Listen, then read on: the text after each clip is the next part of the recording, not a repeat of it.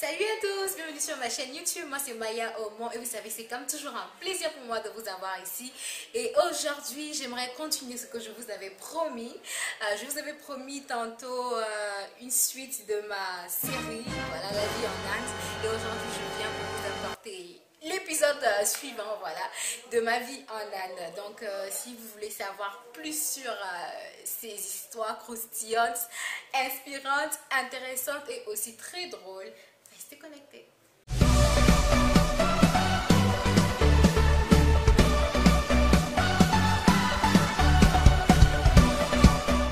Et donc pour ceux qui n'avaient pas suivi, j'avais fait une story time où je vous avais dit que j'avais fait mes études en Inde, voilà.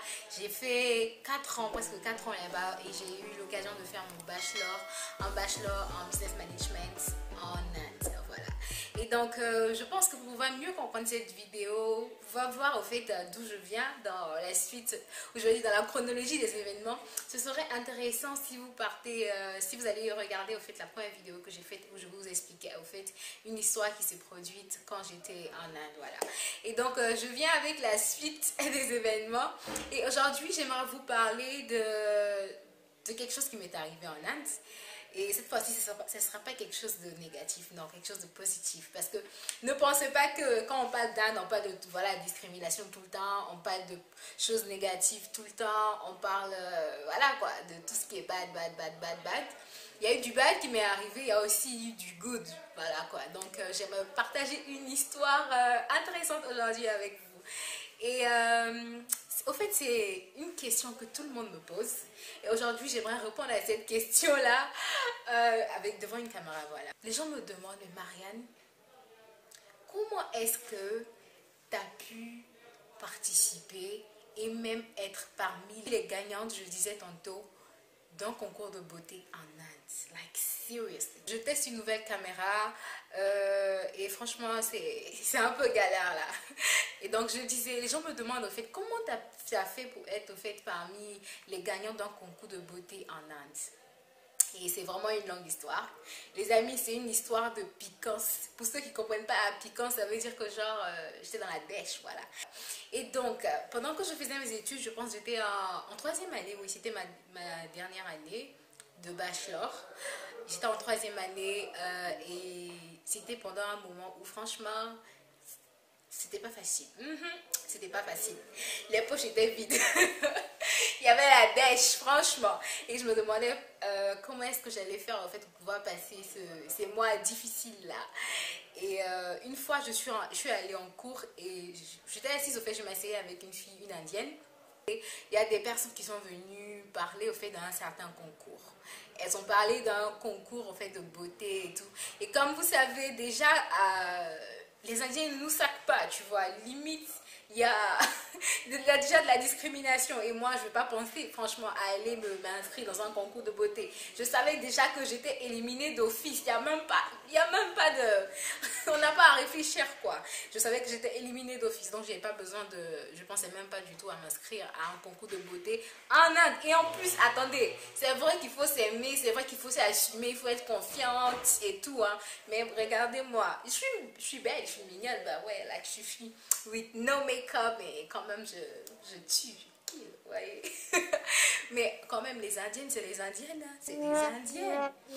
Donc, je pensais vraiment pas, alors là, pas du tout aller m'inscrire à ce concours de beauté. Et il y a une dame qui était là, qui parlait au fait du concours et tout. Et je taquinais ma voisine, parce que ma voisine, franchement, elle est belle, elle est à tomber, franchement. Et je lui disais comme ça, mais vas-y, va t'inscrire, ce sera bien, tu vas t'amuser, je suis sûre que tu vas ramener la couronne.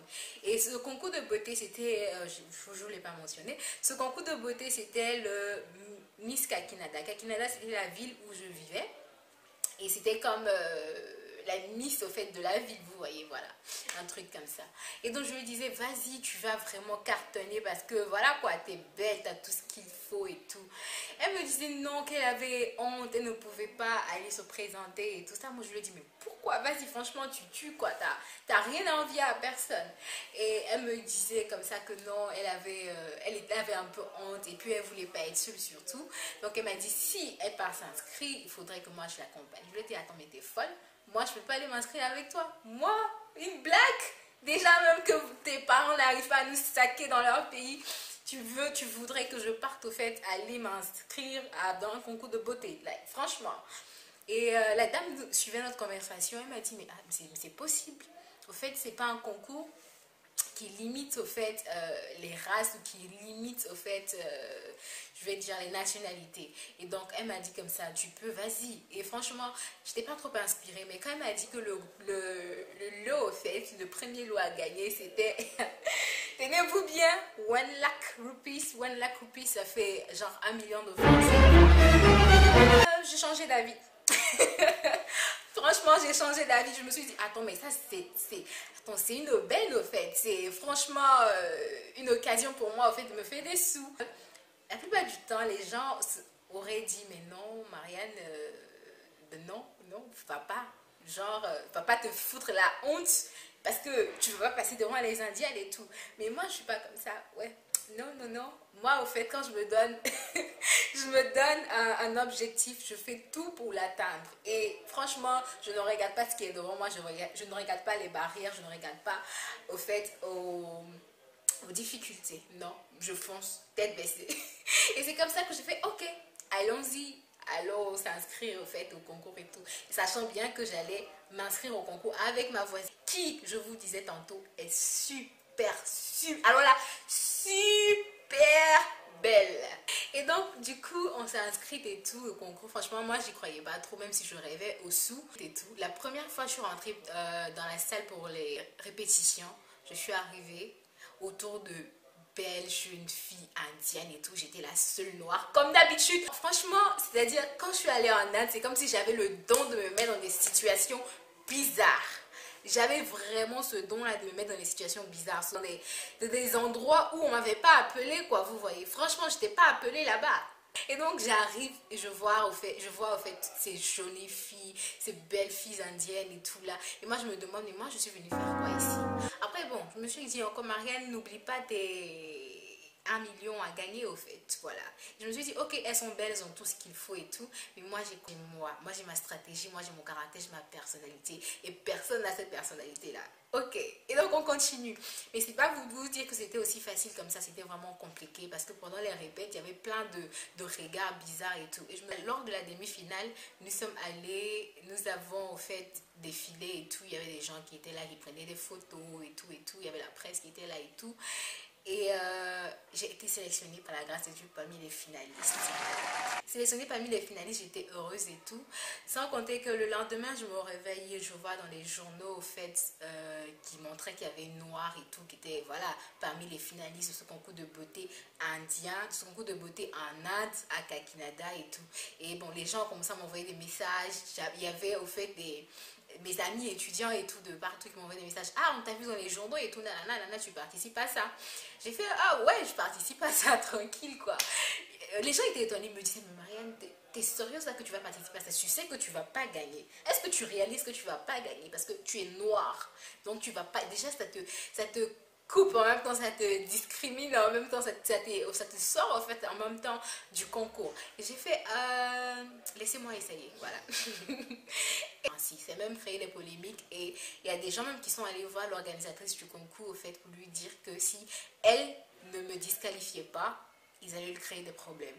Que une fille noire ne peut pas venir gagner un concours de beauté dans une ville indienne. Parce qu'il y a des filles indiennes qui sont là. Pourquoi une fille noire va participer à ce genre de concours-là, au fait? Et franchement, moi, au fait, d'arriver à un moment, ça a commencé à me déstabiliser un peu. Puisque c'était devenu tellement sérieux qu'une fois, la dame m'a appelé, elle m'a dit, ah, mais ça sera compliqué. Parce qu'il y a des gens, au fait, il y a plein de personnes qui ne veulent pas que tu participes. Parce que c'est comme si je sais pas si je vais dire, on ruine leur image, voilà quoi. Ils ne veulent pas que la personne qui représente leur ville indienne, soit une noire. Voilà, soit une africaine, une noire, une black. Ils ne veulent pas d'une négros comme représentante de leur ville, au fait. Et donc, elle m'a dit ça. Et c'était vraiment chaud. Et après, elle m'a appelé pour me dire que je ne pourrais pas être la Miss. Et même si ils finissent de calculer les points et que je suis la première, ils ne me montreront pas Miss, ils me montreront parmi les lauréates et tout. J'ai fait ok, il n'y a pas de souci. Du moment que j'ai voilà, de l'argent en retour et du moment que je gagne quelque chose, moi je vais continuer. Et donc c'est comme ça que j'ai continué au fait à faire ce concours-là. Franchement, je vous dis que lors des répètes, même il y avait d'autres genre quand je sors et quand je commence à marcher, qui me regardaient de haut et tout.